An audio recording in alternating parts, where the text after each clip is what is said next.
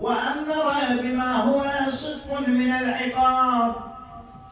اللهم ثبتني على دينك ما أحييتني، ولا تزغ قلبي بعد إذ هديتني، وهب لي من لدنك رحمة إنك أنت الوهاب.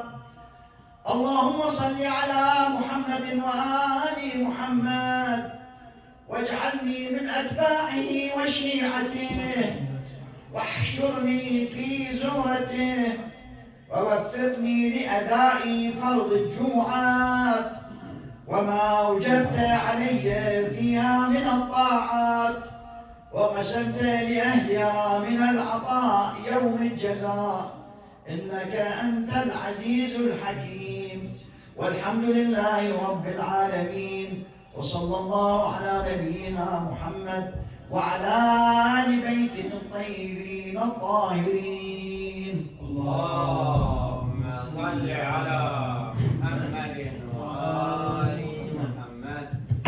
اللهم صل على محمد وآل محمد.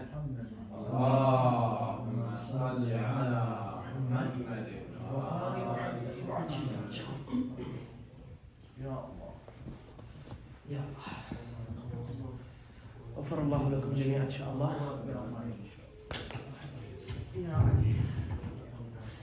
This won't take much time, inshallah. Very, very quick and very swift thing to say. So, Bismillah ar-Rahman ar-Rahim. In this day, the Friday, it is the Eid of Muslims. It is a recurrent Eid. So we have Eids that are non-recurrent, like the Eid we're going to observe, inshallah, after Ramadan, and we have recurring Eids like the Yom of Jumaa, the day of Friday. So within Friday, what Allah subhanahu wa ta'ala intended for this to be a day of rest, meaning a day from rest from our work, but a day of other work, which is godly work. So imagine the recommended things within Jum'ah. So you wake up for Fajr prayer, you pray, you recite Du'a al-Nudbah, which takes a lot of time, and in days other than Ramadan, usually they'd have breakfast together. Then everyone would go back home to rest a little bit.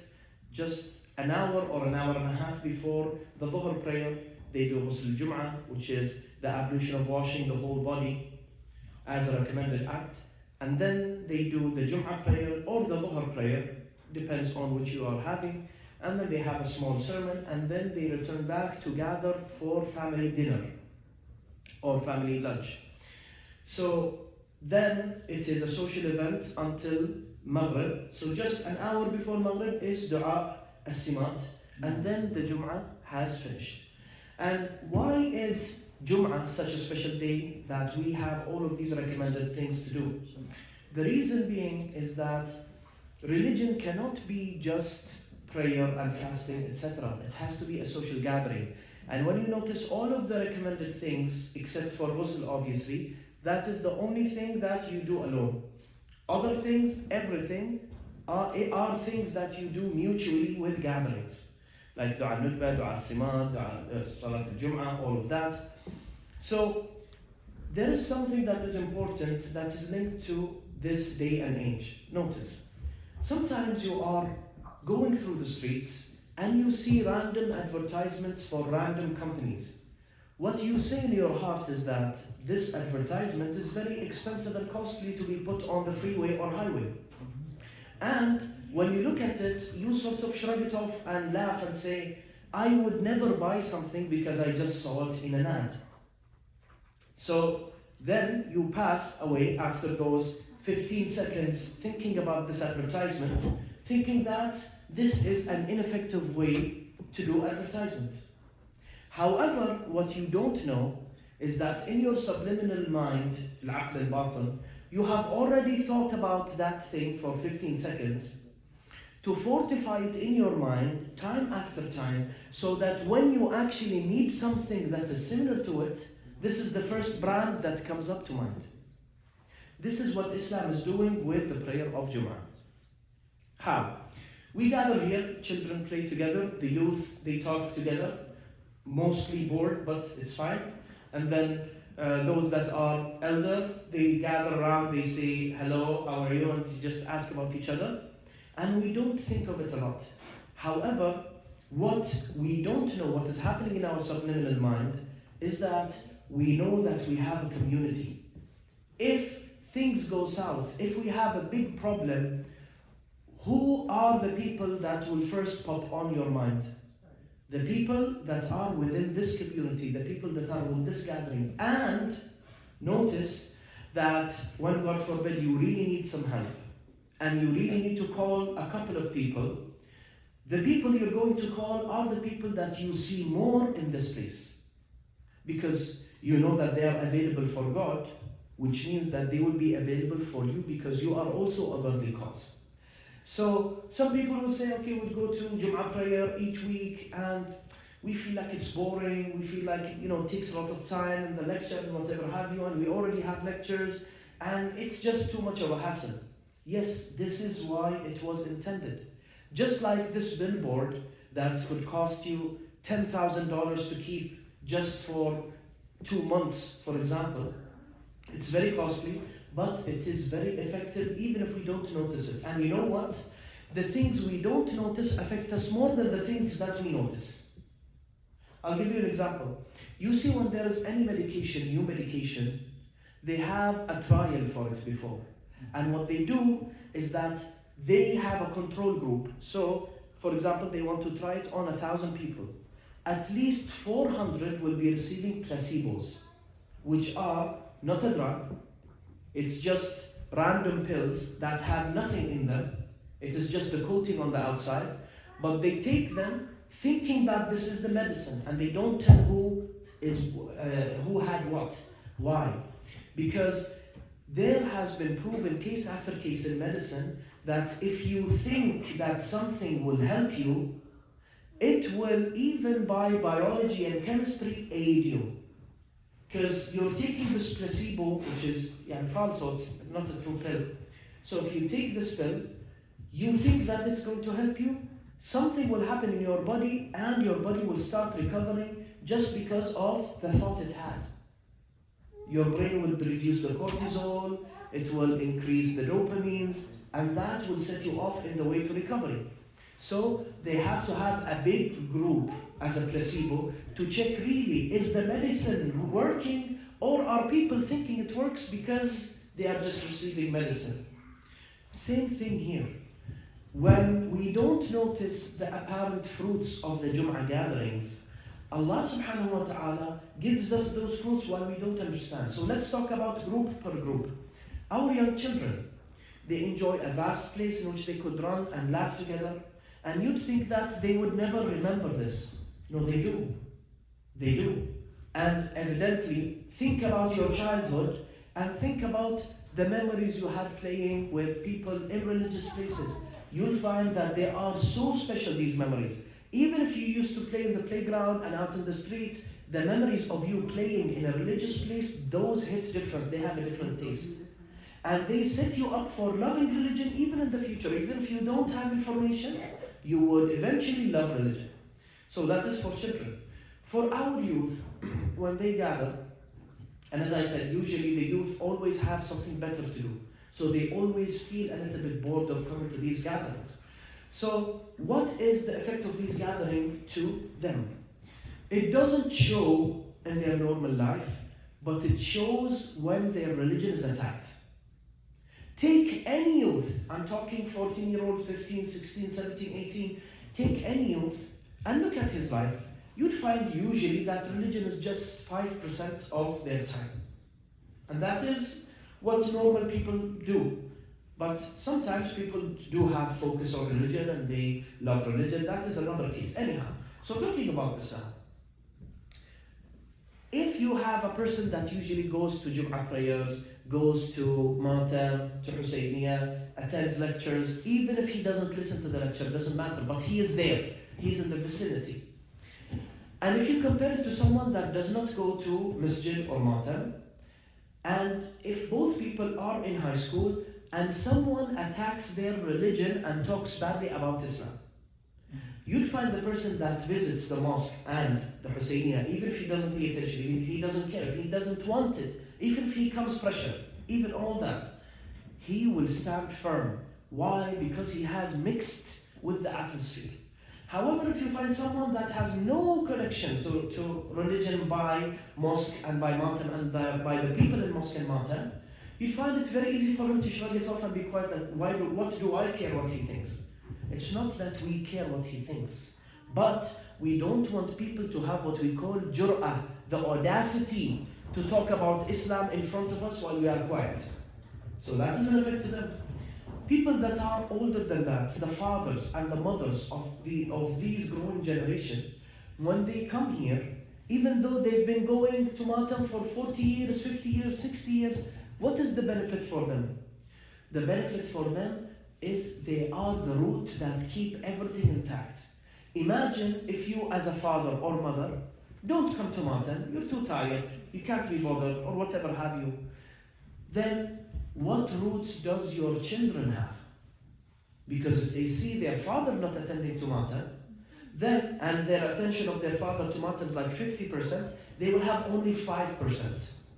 They're always less than us in attention. So, even though you know everything that is going to be said in these lectures, you have recited all of the musibah of Ahlul Bayt and their calamities, and you know almost everything that is going to be mentioned as in hadiths or whatever in Quran, the importance does not fall in you. You are now handing the baton to people that will come after you. You are showing people, like if I see my father always in Matam, if I come half of the time, I will feel guilty. But if my father comes half of the time, I won't feel guilty even not attending at all, because my father is giving me a message that Matam is not important. Mothers likewise. Sometimes mothers are, because they have lots of work at home and also at work sometimes, they feel so tired they don't want to come to Matam. Come to Matam for your children. And if you don't have children, for the children of others. Them seeing you there, you joking with them, you asking them how are you, you are becoming a representative of religion to them. So tomorrow, for example, Amin or Binyamin or whatever have you, or anyone that is sitting at the back, if he has a problem, and it's not religious, just a random problem, he wants to have his driver's license, but there is a problem in that, for example, you would see that he would be returning to you, the person who he sees a lot in the Matam, and speaks to him. Always speak to them. Because they do feel when you pass and you don't even say salam to them. They do feel when you just say salam like this to them and then shake hands to everyone else. They feel like you are treating them differently. But if you treat them like any other adult, which they are in their own right, they will not only have respect to you, you will be an open channel. Why do people, God forbid, commit suicide? Because all of the doors are closed. And this prayer and these gatherings and these places are just doors upon doors upon doors. And Imam Sadiq alayhi salam has said, أتجلسون وتتداولون أمرنا؟ قالوا نعم. قال فإنا نحب تلك المجالس. أحيوا أمرنا رحم الله من أحيا أمرنا. And in one final narration before we go into the second prayer, on behalf of Ahlul Bayt alayhi salam, that if there is a mention of Ahlul Bayt, then Allah will bestow upon the people and upon the place itself blessing from the heaven directly. And so angels will be passing and will smell a distinct perfume that they know very well. And they come and they wipe their wings and hands and faces with the walls and also the hands and faces of the people that are present, taking blessings from them. Imagine angels coming to you, taking blessings from you. Even if you're just attending, even if you're not paying attention, but you're in the place of a blessed vicinity. And they continue coming and taking perfume and ascending. And while they're ascending, the angels next to them will smell the smell and will say, where did you get this perfume? So they say, it is in this such place on earth. So the angels will come and do the same. Until everyone is gone. Until we all leave, we switch out the lights and then Abu Hassan locks the place, or Abu Ahmed or whatever. Then angels descend because they still are sniffing the smell and they're telling them, oh, go there. They come here and they find no one. So what does the narration say? So they take their wings and wipe them with the floor and also with the walls to get the remainder of the blessing.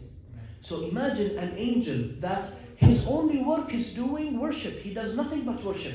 لا يعصون الله ما أمرهم ويفعلون ما يأمرون. And in the many of the narrations, they are always called الملائكة المسبحين أو الكروبيين or whatever have you. So they are always in worship. Even if they are always in worship, this is a different kind of blessing that they don't have, that they want. So imagine an angel that is already busy. Imagine you're having a full busy day, but you know that whatever is in this room is so great that you need to come take some and then go away, even if you have business. So this is the blessings of place of gathering. And I promised that this was the final narration, but I have a small story, very quick one. There was a person, a small young child, and I wish that all of my young friends would pay special attention to this, so keep your attention with me.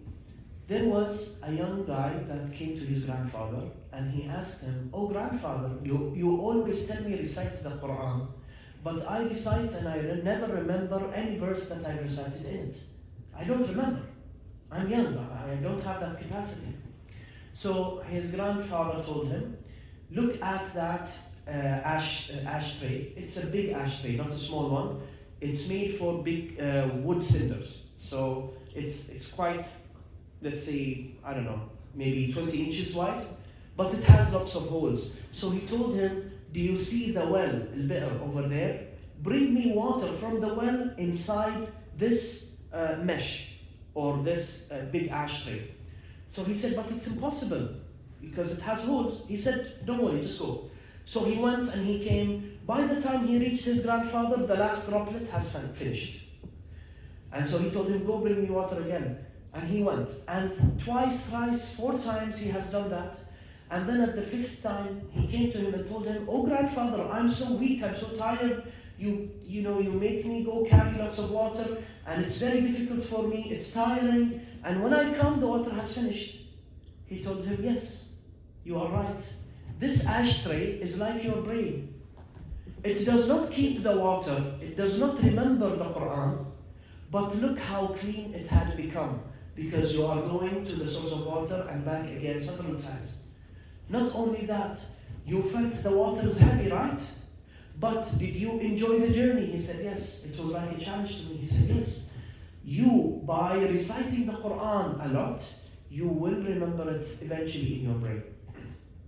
Even now, you see when they're reciting Quran, you could sometimes understand that, oh, there is a mistake in the recitation, even though you don't have the Quran, because you have memorized it out of reciting a lot.